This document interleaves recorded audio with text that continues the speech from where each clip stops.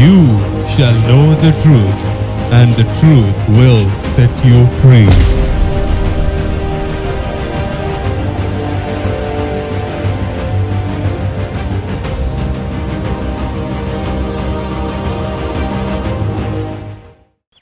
Greetings to you as citizens of God's kingdom. We are called to be a part of God's army to do battle against the kingdom of darkness. The kingdom of darkness has a king. We call him devil or Satan, and this Satan must be fully overthrown, and he must be totally defeated from our lives, from our societies, so that people's eyes will be enlightened to know the truth and have the deliverance from his bondages, from his all deceptions, all the distractions and defiling things. Now, we would like to know some more things about Satan from this book of Revelation, chapter 12. It talks about Satan is known as a great dragon, and this great dragon was cast out. This is a thing which is going to take place before the second coming of the Lord, which starts the great tribulation when the war takes place in the heavens with Satan by Michael and his angels. Now this word great dragon is used to give an explanation as a reference that Satan has the destroying power. He has a ruling power over the nations. So as a great dragon, he uses his power to destroy God's unity, God's order, God's people, and all those things shows destroying power.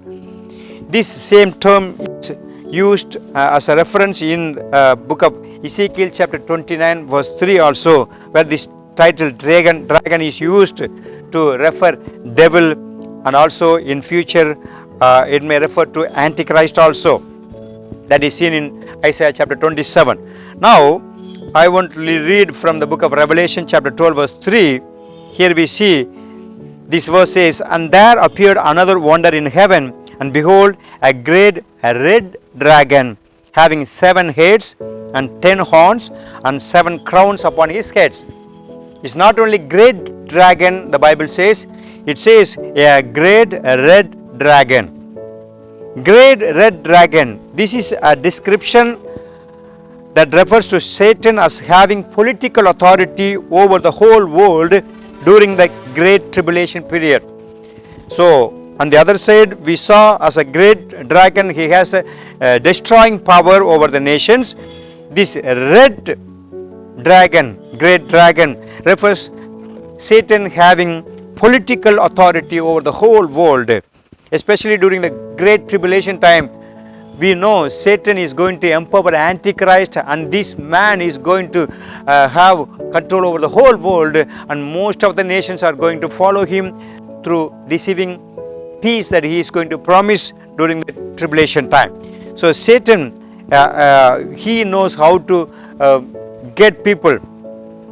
He wants to have political authority, and he wants to control the whole world, and so that he thinks he is going to get the whole world's worship, which is not going to completely fulfill the desires that Satan has.